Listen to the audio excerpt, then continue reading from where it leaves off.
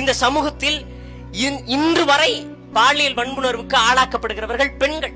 அந்த பெண்களிடம் போய் எல்லோரும் சொல்கிறது, உன்னிடத்தில் வந்து ஒருவன் உன் வாயை தொட்டால் அல்லது தொடக்கூடாத இடத்தில் தொட்டால் அது பேட் டச் என்று பெண்களிடத்தில் கற்பிக்கின்ற இந்த சமுதாயம் ஏதாவது ஒரு ஆணிடத்தில் போய் இந்த இடத்தில் நீ பெண்ணை தொடக்கூடாது என்று ஆணுக்கு இந்த சமூகம் கற்பித்திருக்கிறதா என்றால் இல்லை.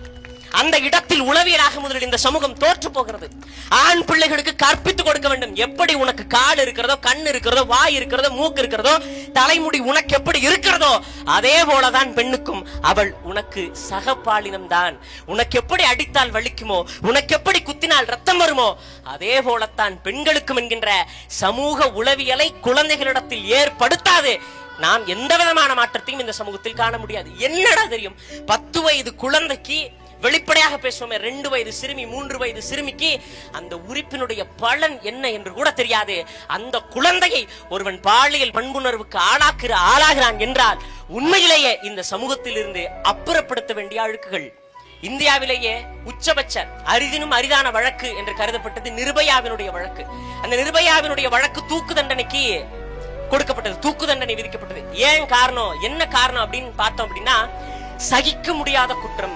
எப்படி அது சகிக்க முடியாத குற்றம் நீங்க சொல்றீங்க அப்படின்னா, ஓடும் பேருந்துல போய் வன்புணர்வு பண்ணிருக்கிறா, ஒரு தேசத்தினுடைய தலைநகரிலேயே பெண்களுக்கு பாதுகாப்பு இல்லையா என்று உலகங்கள் நம்மை நோக்கி கேள்வி கேட்கிறார்கள்.